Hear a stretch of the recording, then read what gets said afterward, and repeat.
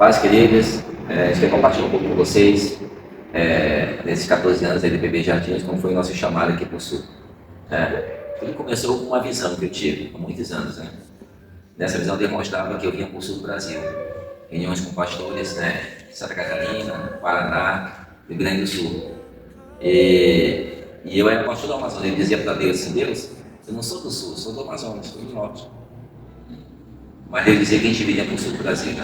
Aí nasce essa semente, com esse chamado, com essa visão, com esse sonho de Deus, de que eu viria para o Sul do Brasil. O Marcelo já tinha compartilhado comigo em 2010 algo sobre vir para o Sul. E eu não acreditei, não quis me embarcar, vamos dizer, nesse sonho. E até falei: olha, Deus falou contigo, mas ele não falou comigo. E quando foi em 2012, na Convenção Nacional, que aconteceu lá em Fortaleza, a gente já tinha uma asa, porque eu estava grávida da Laura, quando a gente foi para lá. Deus falou fortemente ao meu coração. E quando nós voltamos da convenção, fomos para Manaus, nós fizemos um propósito com Deus. E dissemos: Senhor, se for da tua vontade realmente, pavimenta um lugar que a gente consiga vender a nossa casa aqui em Manaus, que isso vai ser um sinal para que a gente possa ir para o sul do Brasil. Mas até então a gente não sabia em que estado nós iríamos vir, se era para o Paraná, para o Rio Grande do Sul ou para Santa Catarina. E depois de um mês, 2 meses no máximo, que a gente voltou para Manaus, depois da convenção, nós conseguimos vender nossa casa pelo valor que nós estipulamos, colocamos lá, e a pessoa pagou à vista, o valor que nós queríamos. E a gente viu a mão de Deus operando ali naquele momento. A gente foi morar alugado, eu estava no meu último mês de gestação da Laura, quando a gente conseguiu vender a casa, e a gente foi morar alugado, mais próximo da igreja em que a gente estava pastoreando, a extensão do Ministério da Redenção, lá em Manaus. E enquanto isso, a gente orando e conversando com os nossos pastores, com o pastor também de missões, e o nosso pastor, o presidente, e eles nos abençoaram. Enquanto isso, eu estava no meu resguardo, o Valcione veio e fez uma visita em Santa Catarina, e Deus falou muito ao coração dele, mas ele já tinha ido antes no Rio Grande do Sul, e depois veio aqui em Santa Catarina. E ele começou a organizar, ver casa para a gente morar e todas as coisas. E por último, foi o nosso pastor que realmente, Deus falou também o coração dele, e ele nos liberou, porque não adianta a gente vir se o Senhor também não falar a nossa liderança. Então Deus colocou uma semente no nosso coração e foi pavimentando tudo, falando com os nossos pastores, com a nossa liderança, mostrando qual era o lugar que nós deveríamos estar, que realmente era o propósito dele para a nossa vida, estar nessa região, nesse lugar.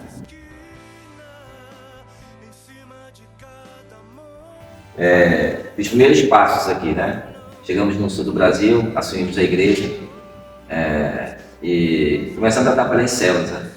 Eu lembro que a gente tinha um carro, uma perua, uma Escort perua, a gás, e a gente enchia de gente aquele carro, trazia as pessoas naquele carro, até no porta-malas vinha pessoas naquele carro, e ia fazer as células, os cultos, as reuniões, também aconteceu um período da pandemia, quando a gente pôde fazer os cultos por chamada de vídeo, gravar, porque a gente não podia reunir na igreja, Então foi as primeiras sementes lançadas, assim.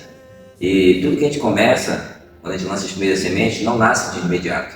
Tem um tempo, tem um ciclo, O ciclo dura 7 anos. E esse primeiro ciclo de 7 anos foi de muito trabalho, muita semeadura, muitos desafios que a gente conseguiu vencer, servindo a Deus e dando o nosso melhor, e o Senhor nos guiando, nos direcionando para que esse trabalho viesse crescer e avançar segundo o coração de Deus.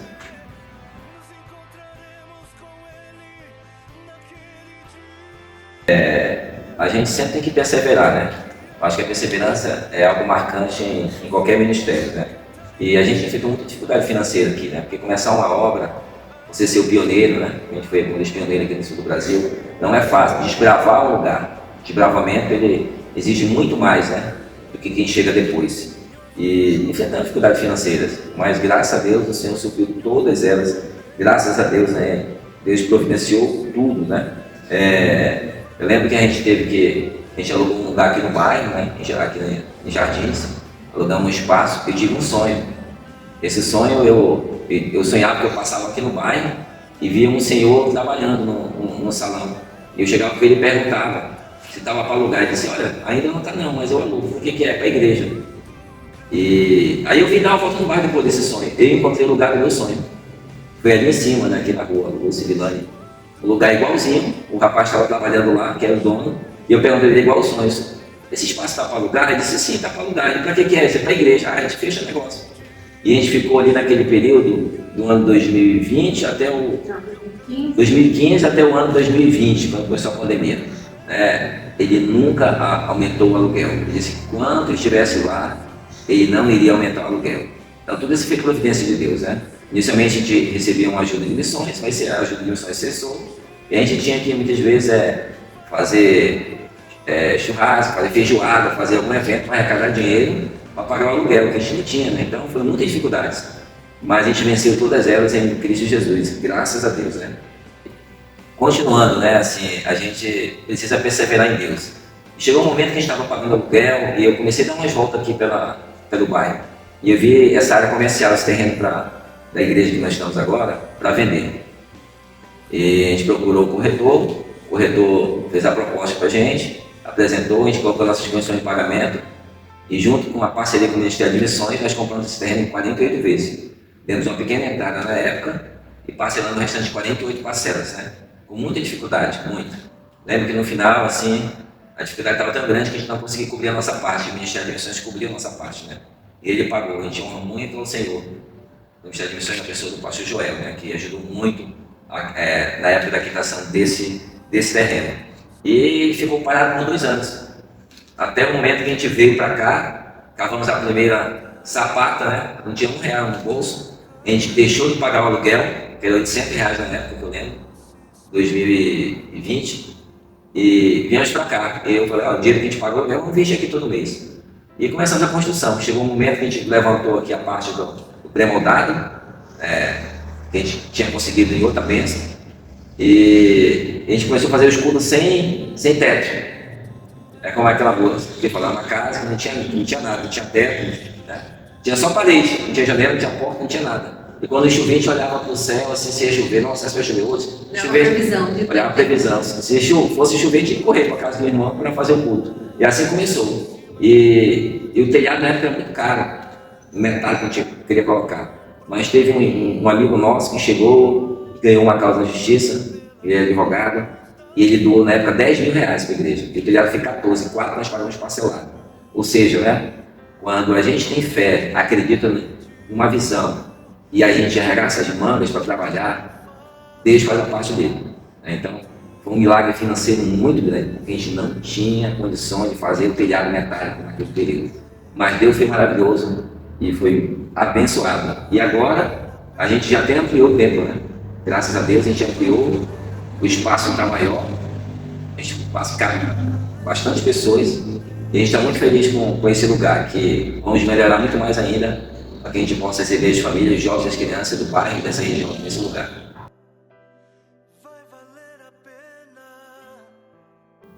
Em todo momento a gente vê a mão do Senhor, né? E como está lá escrito em Atos, que o Senhor ia acrescentando o número dos que iam sendo salvos, e o Senhor foi acrescentando dia após dia, né, as ovelhas nesse rebanho. E nós somos gratos a Deus, porque muitas pessoas, né, se firmaram, a gente vê a transformação delas, e elas se batizando, tomando sua decisão de fé com o Senhor, e tendo frutos dignos de arrependimento realmente da sua transformação de vida. Então a gente vê nesses 14 anos de pessoas que estão conosco, o que Deus tem feito nas suas vidas, os medos que elas tinham e o que Deus tem feito elas fazerem através do Senhor, que está na vida delas. A gente vê através das células que tem sido uma bênção. Desde quando chegamos aqui, Deus colocou no nosso coração essa visão de fazer células nas casas. A gente teve resistências no início, de algumas pessoas não entenderem como é que funcionava, né? E até mesmo medo, porque viram modelos diferentes que não funcionavam, mas nós fomos perseverantes, continuamos com a visão que o Senhor colocou no nosso coração. E hoje a gente tem colhido esses frutos, né? Como diz lá no Salmo 126, aquele que sai chorando, né, andando e semeando, vai voltar com alegria, trazendo seus feixes. E o Senhor tem trazido alegria ao nosso coração. Quando a gente vê as células, as pessoas, né, se rendendo ao Senhor, que através das células, além dos cultos, eles vêm para as células, conhecem a palavra do Senhor, né, estão ali inseridos naquela comunidade, naquele grupo de pessoas, se sentem amadas e acabam vindo aos cultos. E Deus vai transformando e moldando a sua vida. E ao longo desses 14 anos já fizemos alguns encontros com Deus, já estamos na nossa terceira turma de escola de líderes, Deus abençoando e aperfeiçoando, como a gente tem visto a sede e a fome do povo de Deus, que tem crescido, e eles não se acomodarem em só vir frequentar, mas de quererem conhecer e prosseguir conhecer o Senhor, em tudo aquilo que os métodos e coisas que a própria palavra, na verdade, porque tudo isso não vale de nada se a presença do Senhor não estiver ali. Então eles estão apaixonados pela palavra, pelo Senhor, pela comunhão, pela unidade, e isso tem sido cada dia, cada ano se fortalecendo. E a gente tem visto a mão do Senhor fazendo coisas sobrenaturais, curas, famílias sendo restauradas, testemunhos de vidas no culto de oração, no culto de domingo, pessoas testemunhando dos grandes feitos do Senhor na sua vida e na sua família.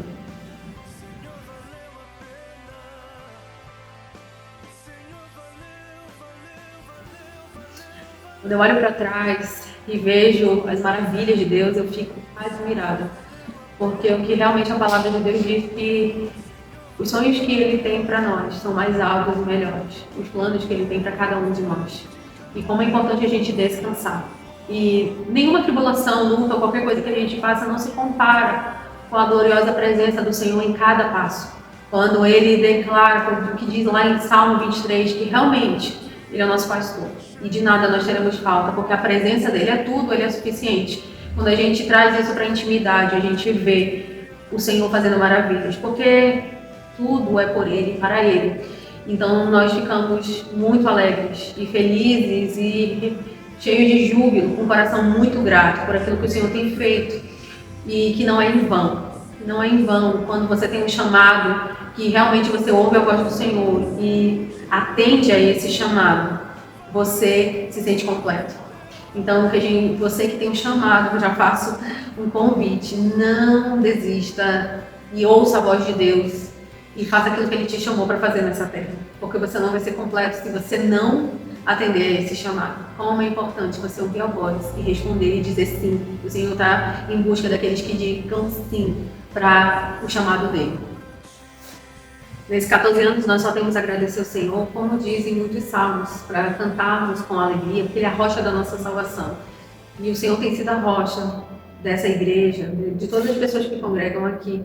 E nesse novo ciclo que se inicia, nós temos muitas expectativas em Deus daquilo que Ele vai fazer. Eu creio em muitas manifestações do Senhor, em curas, milagres, sinais e maravilhas, porque aquilo que aconteceu em Atos dos Apóstolos continua acontecendo ainda hoje em todo aquele que crê. E eu creio que o Senhor tem chamado um povo sedento pela sua presença. E está crescendo no sul o número dessas pessoas que estão apaixonadas e sedentas pela presença do Senhor. O sul está sedento pelo calor do fogo da presença de Deus. Eu creio na grande obra que o Senhor já está fazendo aqui. E o sul não reterá os seus filhos para Deus.